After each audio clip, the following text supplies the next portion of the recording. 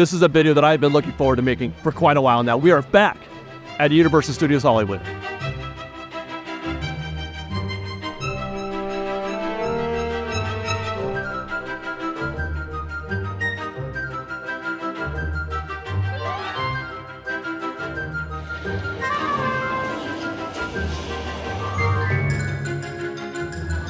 We're going to be doing something of a state of Universal report, similar to what we do at Disneyland and DCA every month, every 2 weeks now.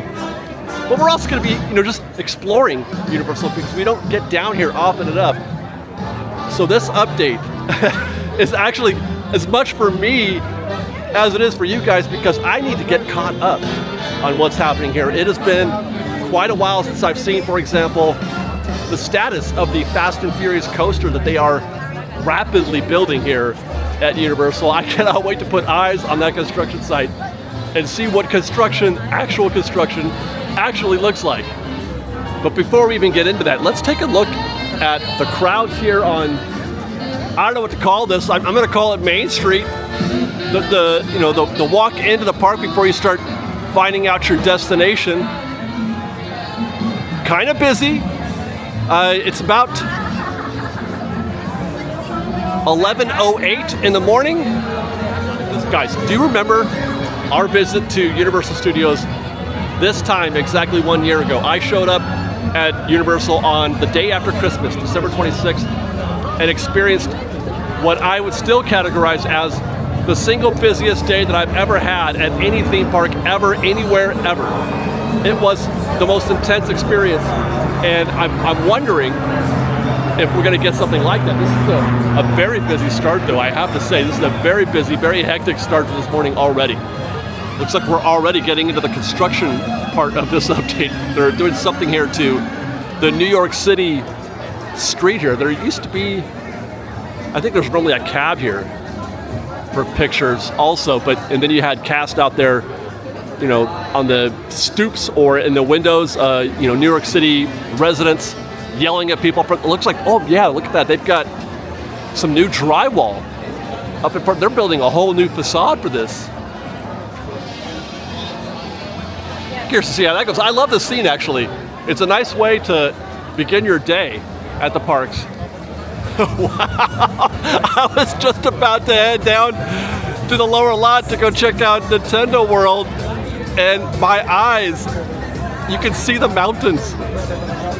Okay, so for those who are fairly new to the Universal experience, there used to be a bunch of buildings right there, and now there is air, sky, and you can kind of see some of the vertical construction happening right there. Some foundational support columns are being built. That is the site of the Fast and Furious roller coaster that they are beginning to build. They have been, just like a lot of things at Universal Studios, they are fast tracking this stuff in ways that Disney guests aren't familiar with. In any way, just look at what they're doing over at Epic Universe, fast tracking that as well. That's a whole different conversation. Today we're looking at the Fast and Furious coaster, which is really the only new thing that Universal is actively working on right now in terms of scale. But it's, how rapid this is. We were here last year on that December 26th, and those buildings were just getting demoed. And but they've obviously cleared all that land now, and they are literally building that coaster. Let's go take a closer look. Look at that. My goodness. We're over here by the little Minions play area. And this, you could see Simpsons Town from here. You can see Lard Lad Donuts, Impossible View in the past. And this is literally just the side of a mountain. They're doing all this on the side of a mountain. Here's where they had the stunt spectacular here and the pet show. I forget what they call it. I never saw any of those events or any of those shows, so I don't really have a frame of reference for that, but it's impressive that they're able to do this. Oh my gosh, look at the size. Look at the size of that thing. That's the crane.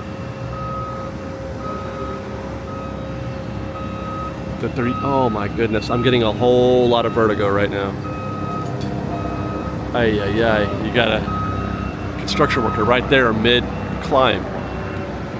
But you can see how it's just literally on the side of a mountain that they're building this. It's just wild that somebody conceived of this and said, yeah, let's do that, and then they figured out how, and now they're making it happen. It blows my mind. This is why I do construction. This is why, right here. That path down there, that road that you're seeing, that's the tram tour, which we're going to be taking later. There's the fire department. The fire station right here. We'll be passing by there as well. And that's Jurassic World down there.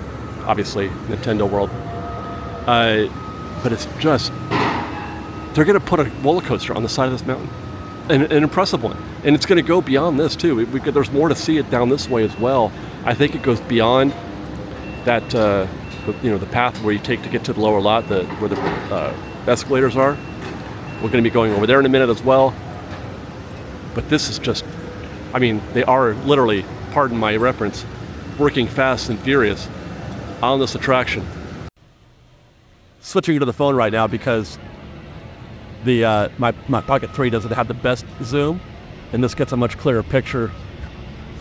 Let's just enjoy an effervescent work group building this coaster. There is some concept art. I don't think they've updated anything since what we saw last year, but it's going to be, something similar to Cosmic Rewind.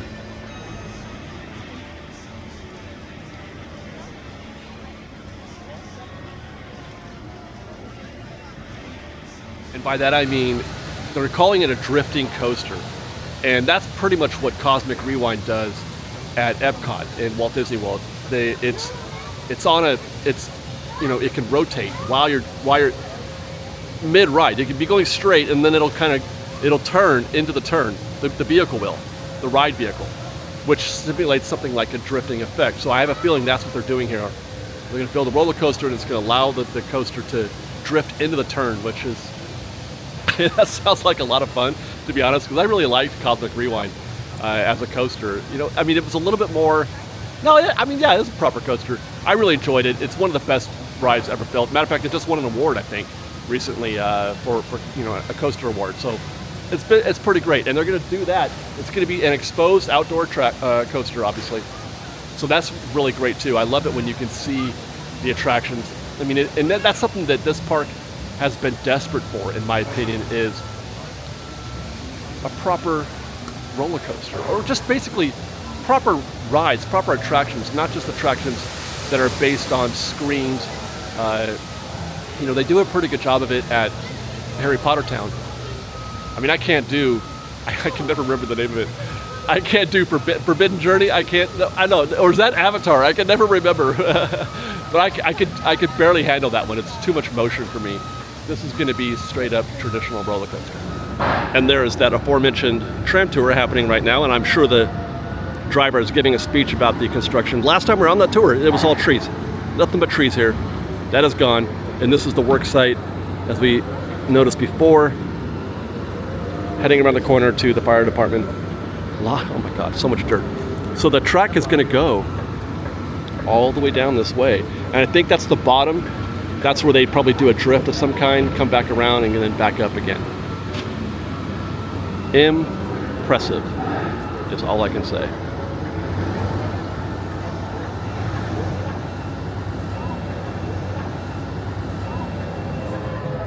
There's another one of those huge cranes that you could see from the other side. I was here last, you could kind of see something from here, but they've got these walls. They're pretty sturdy, they're pretty high. Can't see anything over those walls, or even back in that corner. All you're going to get to see there is dirt.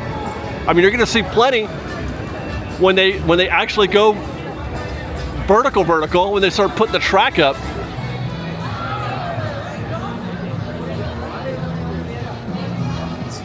Face forward at all times. As we're going down that escalator, you can see sort of a flattened area. That space, I believe, is where they're going to put the actual launch and queue for the attraction. It's about where the stunt building was, I believe. I want to say it was stunt building here, and then the pet show there. But that's where they flattened that grade up there, and I think that's where we're going to be putting the ride, the queue. And I don't know, man, I can't even having looked at the concept art, it's hard to imagine right now on what path, the actual coaster will take. Because we've reached sort of the outer edge here. There's not a lot of construction happening on the other side of that bridge. It looks like, as a matter of fact, I don't think there's going to be any kind of element here. I mean, they've leveled the terrain. Well, not leveled it, but they've cleared it. But they haven't leveled it, so I don't know if they're actually going to be constructing anything there. Even maybe, I guess you could put a support pylon here and have, that's the far end of the track. Maybe that's, it launches this way and then does its first drift and starts to head down the hill this way. Unfathomable. I just cannot wrap my head around this. So I'm looking at all this, what's going on, like, what are they doing here? My goodness. I don't know. They flattened out a section there. For what purpose? I don't know. Perhaps they need to put a foundation there, for something sturdy. This, by the way, there's the big crane we were looking at. When we were at the first place where we were looking is right there. That's the Minions play area. That's where we shot those first clips from, and where we saw the giant crane. And then on the other side of that concrete, where all that crew is right there, is where we saw what I thought might be concrete, but I don't think it is. I can't see anything from here, so we won't be able to make any judgment from this point of view. In any case, it's just all hands on deck here at Universal Studios Hollywood and building the Fast and Furious coaster. This has got to be the most impressive undertaking that I've ever personally been witness to, second only to Galaxy's Edge. Watching them build Galaxy's Edge was an experience, a life-changing experience for me, but I have not seen, this level of activity and this ability to be this close to them building something. It is really filled me up. I'm so excited about this. I've got so much energy and I'm so motivated right now that watching this is life for me, and I can't wait to come back here again and look at this and see. They're predicting 2026. This will be done in 26. That actually seems like a long time relative to how quickly we're watching them build this. But we'll keep up to date on that. It did take them about that long to build Nintendo World, although that was a whole land, not just a single attraction. But this seems very complex. Like, you can't make a mistake. You build a roller coaster on the side of a mountain. They built the whole part on the side of a mountain, though, in Valencia. So maybe people do know what they're doing. Having said that, we're all the way halfway down to the lower lab, so let's keep going and go see what's happening at Nintendo World. And you can see it just down through that glass. I thought that was really fun, watching them build Nintendo World, but you couldn't hardly see anything. It's very difficult to see what they were doing. Even from up here, you had to have a grandpa camera like I did, but it's still difficult to see the detail. This is far more interesting, far more exciting, in my opinion, just because of the sheer audacity of what they're trying to do. By the way, I misspoke before, not 2026, that's actually the hotel that we're going to be talking about hopefully later on in this episode. That's the hotel they're building. The Fast and Furious coaster could open as soon as 24 or early 2025, so that's even more exciting.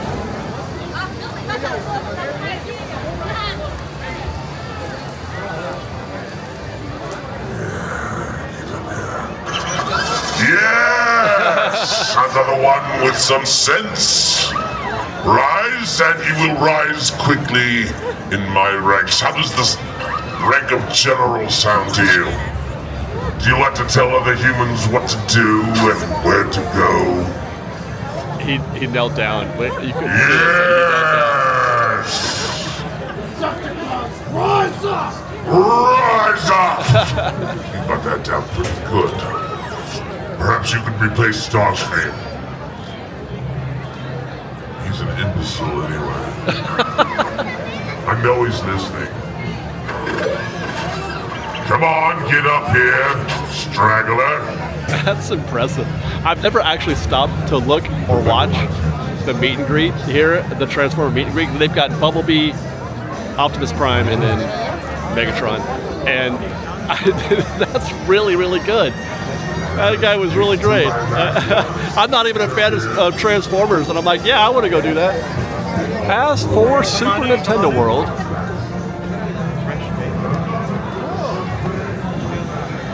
No virtual queue required as I arrive on this afternoon, late morning. I asked the cast member, because I noticed on the app was not requiring me to make a virtual queue reservation. It's been a while since I've been here, so I wasn't sure if that was still a thing.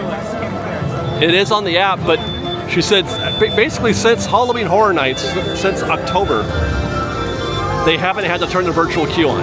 It's been wide open ever since. So a little more free to come to Super Nintendo World and enjoy this moment.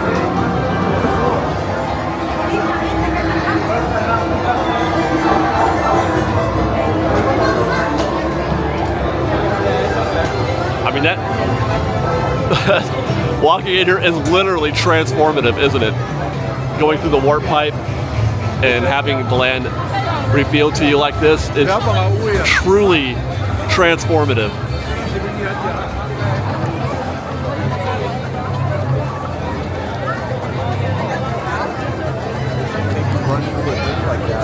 It still feels as crowded as it did when I was last here. My gosh. I mean, it's maybe just fractionally less intense, but it is full. 100% it is full. Let's go see what the wait time is for the Mario Kart ride. Mario Kart Bowser's Challenge. Current wait time says 120 minutes. That is serious. They don't have virtual queue for this attraction, by the way. The only other virtual queue in the park is for the Pets ride. This is standby or single rider. I still can't believe that they built this place. I mean, I can believe that they built it, but that they did it so well. There's fans. I thought, you know what? I had wondered if there was going to be enough desired demand to see a Universal Studios video, and so far I've not been disappointed. We have encountered many fans of the show already here, so we even made a couple new ones too, so I am very confident. I'm feeling good about the prospect of being able to do more Universal content for you guys. I think that there is going to be a market for that on Fresh Bake. Let's keep looking at this land though while we're here.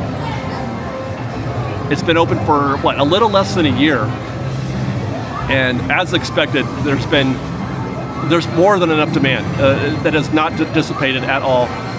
I mean, as I mentioned, it's a little bit less, like fractionally so, a little bit less congested. It's actually still pretty early yet. It's almost noon, so there's still time for this crowd to thicken up. But you know, we've been here in the past, and you couldn't even see the floor. But there's definitely excess. There's definitely room for more. I just wish there was more, as we've mentioned in the past, because they could fill 2 of these. You build another attraction, and there's ways they can do it, and hopefully they do. On the other side of these buildings over here are sound stages here and over there. They could certainly repurpose those, I would think. Amazing. Do you think we ought to check? I just love that as we're standing up here watching the crowd, there's a Yoshi right over my shoulder. Hey, Yoshi. And look you can see another one right here. Oh. The camera sometimes doesn't react right away. There's another Yoshi. You can kind of see his little animatronic thing that makes him walk. Some gold coins, a key, a one-up mushroom. Oh. Right there's a turtle shell, the green turtle shell. If you hit the POW blocks in the right, timing, you bop it at the right point, it'll go through the warp pipe, and then you can get your POW block, the blue one. I think he's missing. Oh, he's waiting. Go for it. Right. That was too early. That was too early. Try again. Now. Oh. And then right over there is the entrance to Bowser's Challenge, the Mario Kart ride. I think I'm going to try standby. I didn't ride last time I was here. That's the standby queue is up on the top there. Actually, that's it right there. What's running along that edge right there, that's standby. So that's still a healthy wait. 120 minutes. Actually, I keep saying standby. I meant single rider. That's standby, yes. But the outer line is single rider, which looks lengthy. I'm going to hope to get through that in 30 or 40 minutes, but I think we're going to go for it.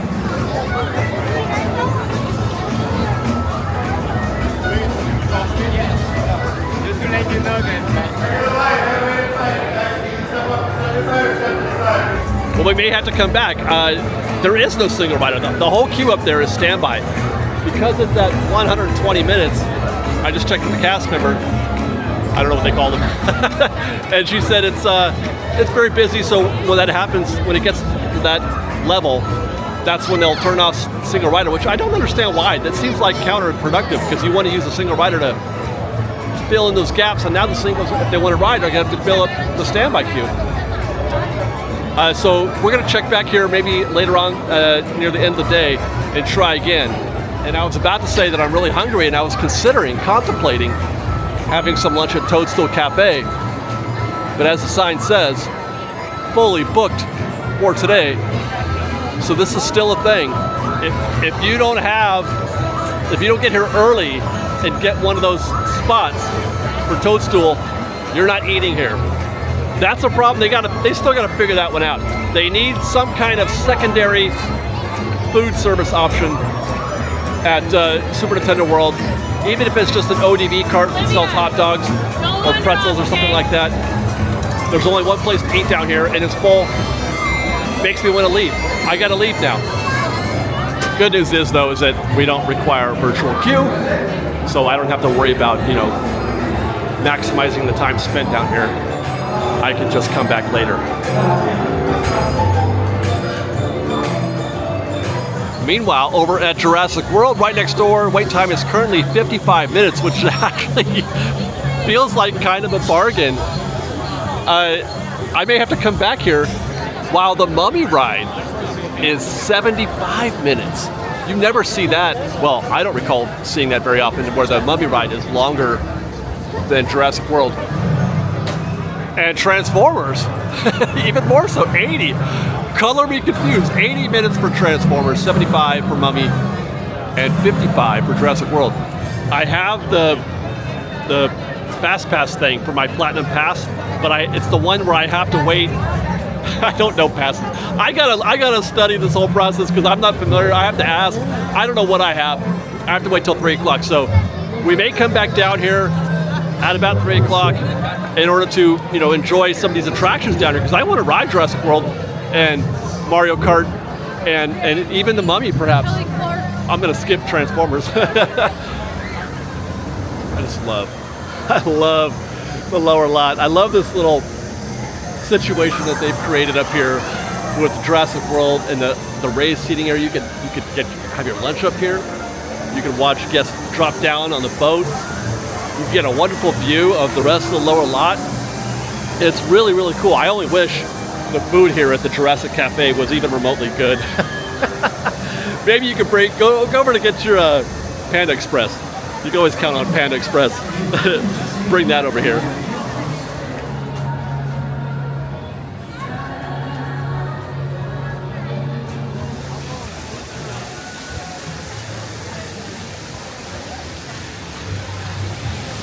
And one thing you'll find me doing whenever I come to Universal Studios Hollywood, you can often find me complaining about the food. I don't like the food here at all. Hardly anything that I've tried here has been good. The three broomsticks that's pretty good. I did enjoy the Toadstool Cafe a little bit, but everything else has been marginal. I've been told, where is it? That I need to go to the Minion Cafe. That the food here is pretty good, so we're gonna give that a shot. It's lunchtime, and it looks like they've got some kind of mobile order thing here. I can scan that QR code and place an order. Let's give that a shot.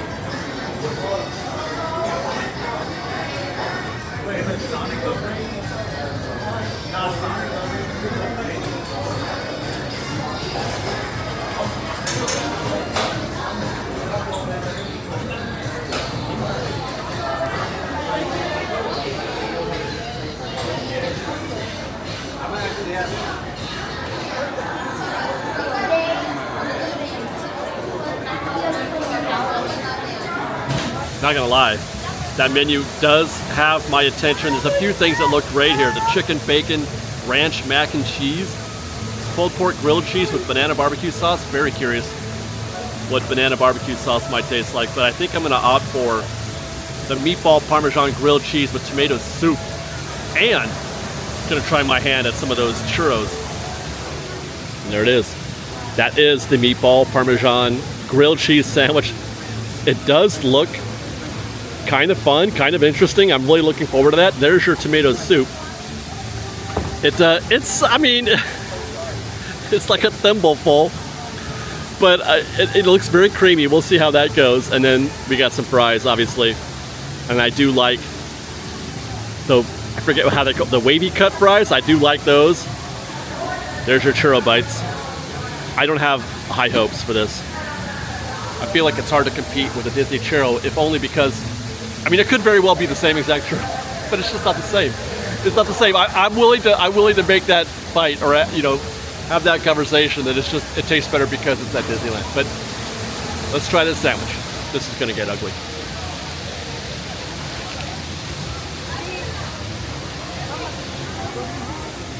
I have to say, that's not bad. The meatballs are pretty good. The cheese is great. Lots of cheese on there. The sauce is good. It actually does all come together. It actually does make for a pretty good sandwich. Oh. Forgot to get a spoon. Gonna try that spoon.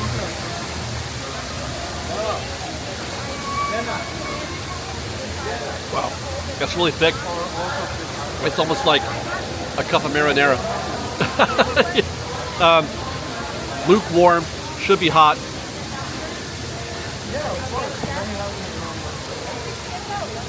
It's not my favorite tomato soup, but it's okay. And now for the churro.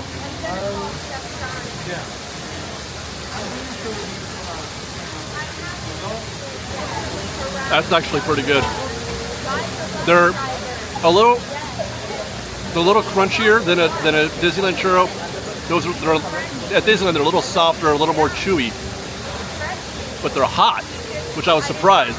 I wasn't expecting them to be hot. And I mean, plenty of cinnamon. The dusting tastes great. That is a tasty churro.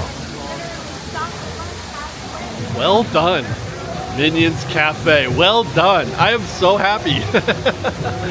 Thumbs up on that meatball parmesan grilled cheese sandwich. By the way, I didn't even get into the parmesan cheese. Just by itself as a grilled cheese sandwich was a thumb. That was great. But the meatball was a nice touch. Very well done. The churros, like I said, were really good. I didn't get to show you that, but the fries were okay. But that was really good. I'm looking forward to trying the pulled pork one.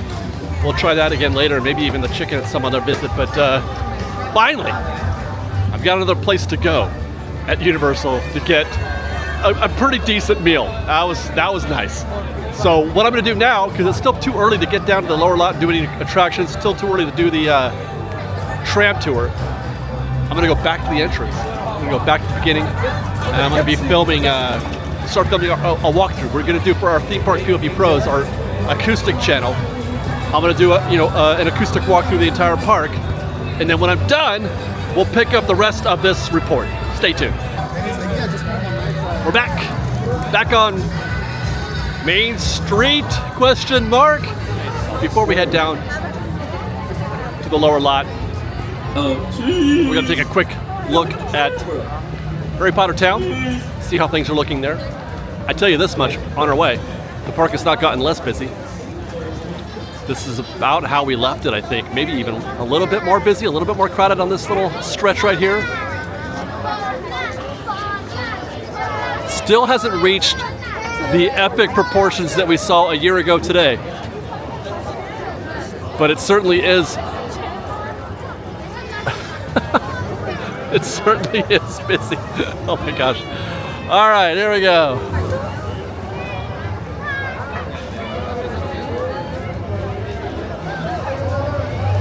Every time I have doubts about whether or not Universal can build a world-class theme park on the scale and quality of, let's say, Disneyland.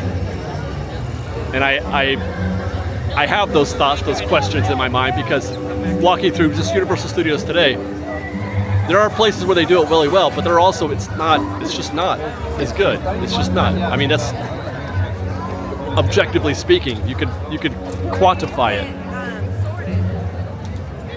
But the majority of this park was built pre-Harry Potter. The majority of this park was built when they were just, kind of trying to figure things out. They wanted to get into the game or whatever. I don't know how long ago exactly, but it's just not the same.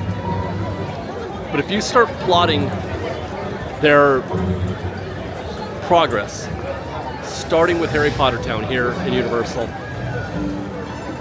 you can see that there's every reason why they could build a world-class theme park on the scale of and quality of Disneyland. Epic Universe, I think, is going to be a shot across the bow. I really do feel like they are going to nail it, because look at everything that they've built since then, since Harry Potter Town.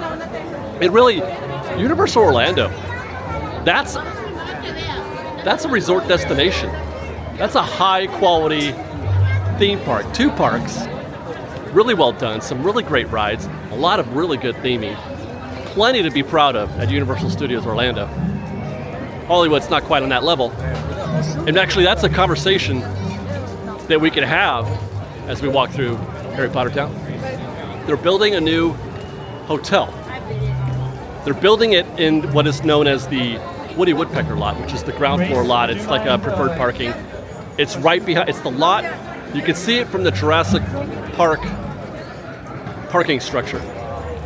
And it's the lot that's right behind bag check as you enter. And from what I understand, if I understand correctly, they're going to be building that hotel. It's an 11-story hotel, 500 rooms. They're going to be building that hotel in that Woody Woodpecker parking lot, and it's going to be right there, as right at the entrance or the bag check area.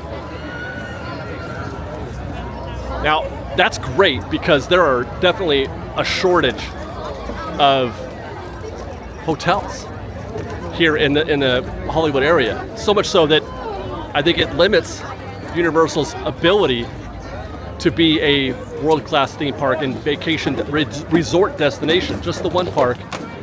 It's barely a full-day park, if that. You come to the park and you do the same 5 or 6 rides every time.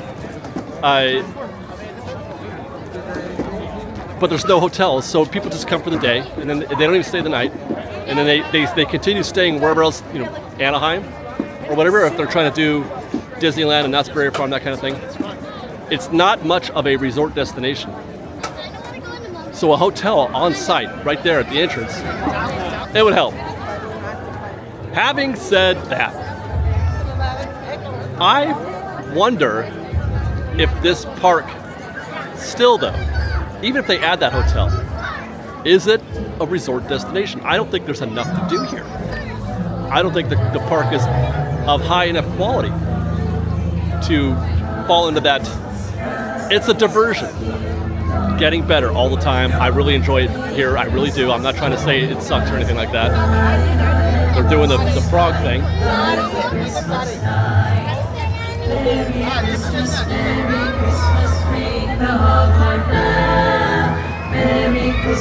Merry Christmas, bobs the Christmas bell. How wondrous the ways of Christmas, have a Merry Christmas Day. Hung around the sparkling fire, have a Merry Christmas Day. Harry Potter Town is world class. And they're adding the new roller coaster. But is that even still enough? They need to go considerably further. I really feel like you need a second park. I don't feel like you could be considered a resort destination without a second park. But that's next to impossible. You think that there's not enough space in Anaheim for Disneyland to build a 3rd gate? Space is definitely limited in LA. This thing is literally on the side of a mountain, and they've had to scrape together the space that they've done so far just to build that the Fast and Furious coaster. But I have hopes, because I would really like this place to grow and evolve and become an even better park. But for now, they're going to have to settle for just 2.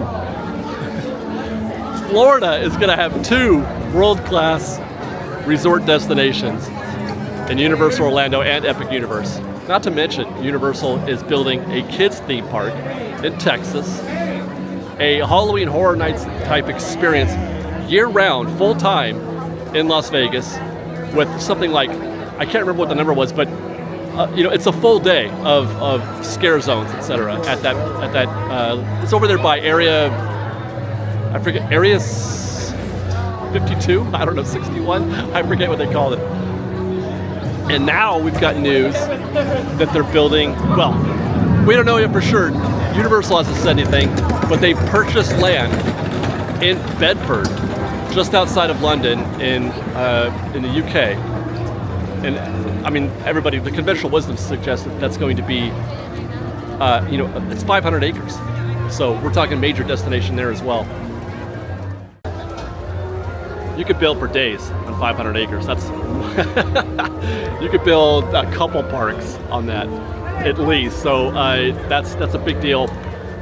Bedford was actually a proposed site. They're building another theme park. I forget what it's called, but it's been in the news for years. They've been talking about it for years, building a Disney World level experience. I don't know who it was. So third party. It wasn't Universal. It wasn't Disney. It was just some individual third party. They were also talking about building a film studio in that same area. So yeah, I think it's a foregone conclusion that land that they've built, assuming they can cross all the hurdles, and get over all the the permit situations and get approvals and all that stuff, which I assume it has to be the case. It wouldn't have been a proposed site if they didn't think that was an easy thing to do. It won't be long. It will not be long before Disney will no longer have that moat around them as being, having all these worldwide destinations and the biggest number of theme parks. Universal is going to catch up fast. They are catching up fast. Well, I came back, I tried again, still no single rider for Bowser's Challenge Mario Kart ride, and the standby is still 2 hours. So it looks like we're gonna have to come back and try this another day. Another reason to come back, because I haven't covered nearly as much as I wanted to today at Universal, so we're gonna be back here very, very soon, I think. But we'll see if we can hit a couple more rides while we're down here in the lower lot. Jurassic World, maybe. My goodness. Absolute bedlam as we've returned to the lower lot to see if we can't handle at least Jurassic World right now. The standby is 85, but I am now eligible Here we go. We got some more fun going on. Yeah. to use my Express Pass now. It's 3 o'clock. And we're going to go partake in probably the best ride in the entire park. One that I never miss. Never, ever, ever, ever. This is actually the first attraction that I went on. First ride post-COVID. Disneyland hadn't opened yet. Universal had, and this was I waited. It might have been 2 hours. It might have been 2 hours if I recall. I waited in almost that whole queue, and it was excruciating. But that was the first ride. I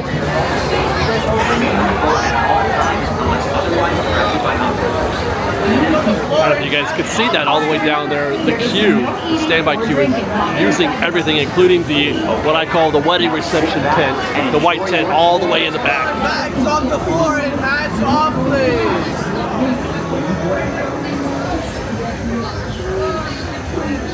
In the age of the dinosaurs, a vast ocean was home to it. One of the latest additions to our Jurassic World family.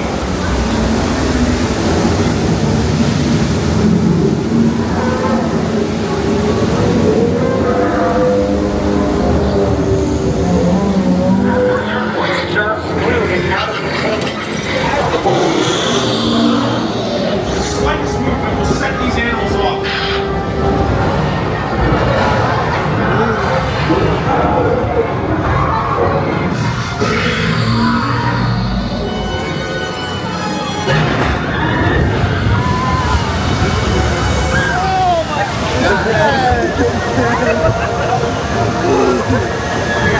Enjoy the rest of your day here at Jurassic World.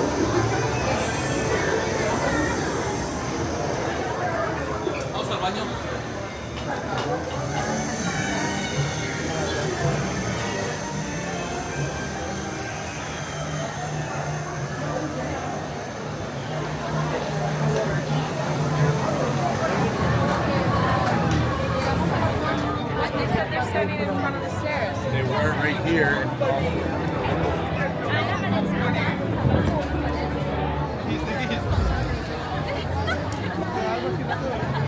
Back on the upper lot. The Simpsons ride. I went on that ride one time in my life. I've been on it one time in my life. Way back in the day. I mean, this is, I'm pretty sure that's pre-fresh baked even, so we're talking more than a decade. I hated it. Thought it was the worst ride ever. And I swore I would never go on it again.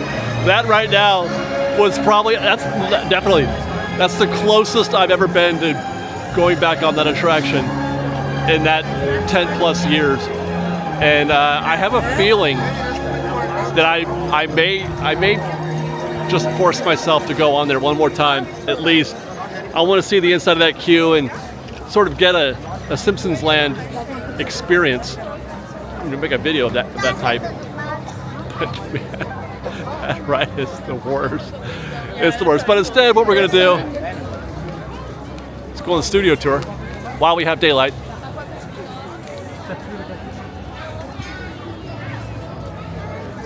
To take the tour, obviously, but also to get a look at the construction that's happening for Fast and Furious, which I probably already showed you when I was talking about it at the beginning of the show. I probably spliced in some of that footage, but we'll do it anyway. We'll just show you the highlights of this tour. But you can't find, I'm going to do the whole thing. I'm going to shoot the whole thing. The hour-long experience and put it up on our Theme Park POV Pros channel. Be sure to subscribe to that channel if you just want the park. Park only, no jibber jabber. That's what you'll get at Theme Park POV Pros. There will be a link in the description, and hopefully I put up one of those cards that you can click on as well.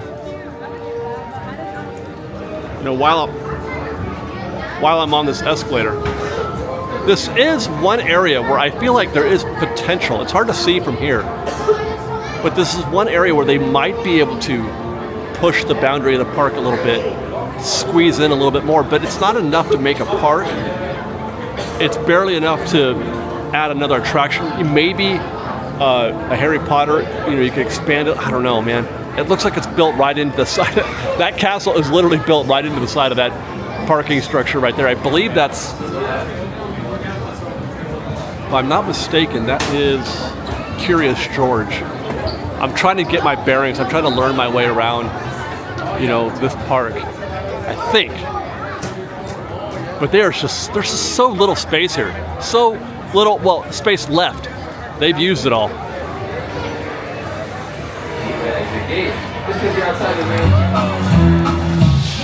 Alrighty, people, look to the left-hand side of the trail. Wave goodbye to all the people waiting in line. Give them your best pageant wave. Here we go. A soundstage is basically a giant warehouse with really thick concrete walls that have been insulated or padded to make them about 90. It was actually the back lot of the courthouse square that inspired Have Marty McFly's girlfriend be that much taller than him, so they replaced Malora Hardin with Claudia Wells. I was about 8 or 9 years old, and I wanted to become a filmmaker.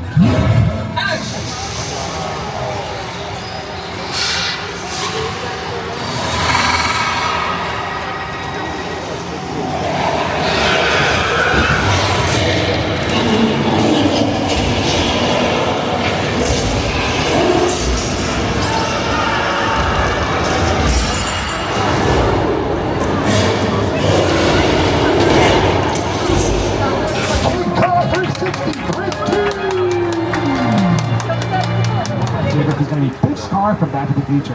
Remember, that movie was set in 1955, so we needed an older vehicle to kind of match that time period.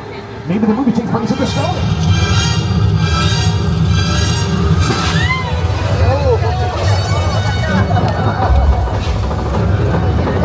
Prepare ourselves for one of the most impressive sets ever built here at Universal Studios. This is an overwhelming set. Bigger than yours. Hobbs, escort this novice out.